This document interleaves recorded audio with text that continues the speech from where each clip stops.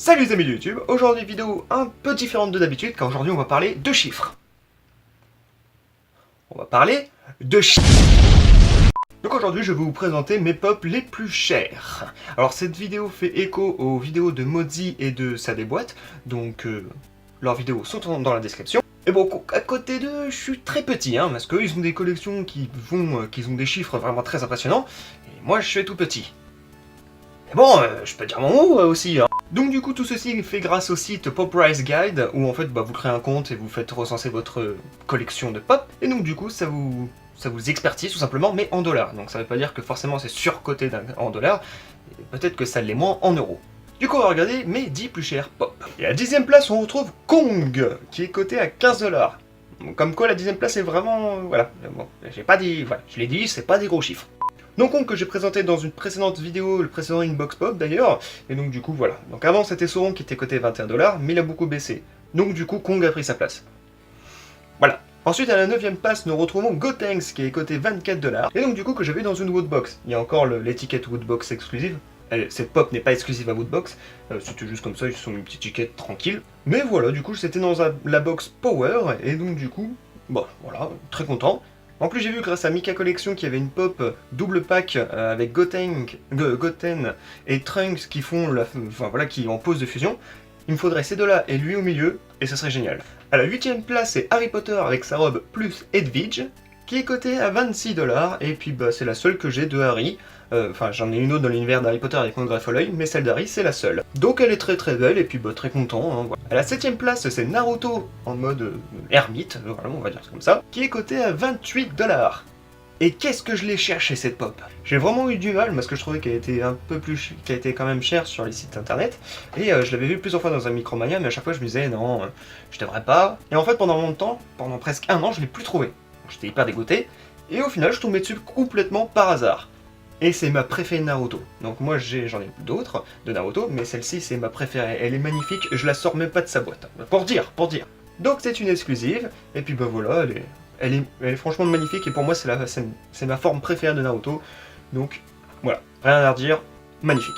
Bon, je vous la sors quand même parce que j'ai vu qu'on ne voyait rien. Donc elle est très très belle évidemment, parce qu'au niveau des détails, voilà, ça représente super bien le personnage, sa forme est super bien représentée. Donc si vous êtes fan de Naruto, il vous la faut absolument, parce que voilà quoi, que dire, elle est magnifique. Et à la 6ème place, on retrouve ma pop préférée, les motos. Shenron, qui est coté à 29 $. Et j'avais fait un unbox pop où je découvrais, voilà, en vidéo la pop, et ça a été... vraiment une énorme surprise, parce que je m'attendais pas à autant de détails. Enfin, j'avais vu la photo bien évidemment, mais voilà, elle est magnifique. Donc je l'ai vu sur le site Pop Culture, qui est un super site pour les pop. Voilà, il y a peut-être des fois même des pop qu'on retrouve pas sur d'autres sites. Donc voilà, c'est ma pop préférée, elle est magnifique.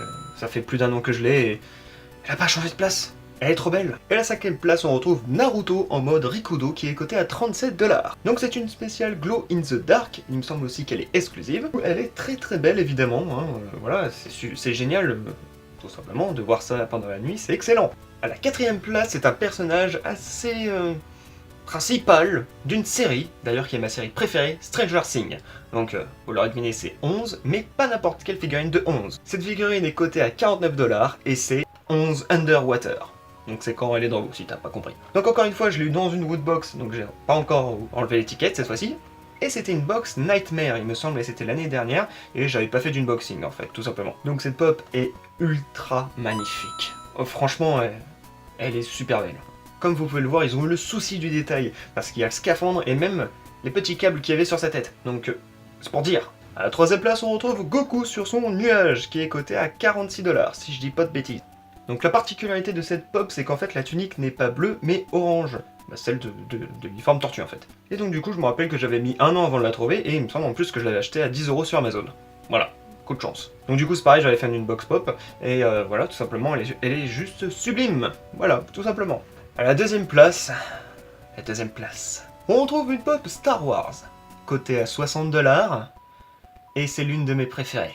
Et je l'ai acheté 23 € dans un Micromania, et elle est excellente. Luke Skywalker, exclusive Convention Galactique de 2017. J'avoue que celle-ci, je l'aime beaucoup, donc je vous l'ai ouverte, parce que je vous aime beaucoup, Et comme vous pouvez voir, elle est magnifique. J'en ai plusieurs de pop de Star Wars, mais celle-ci c'est ma préférée.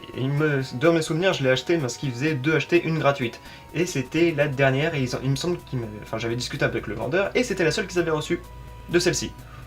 Voilà, à un moment donné, on me dit des trucs comme ça, voilà, je prends.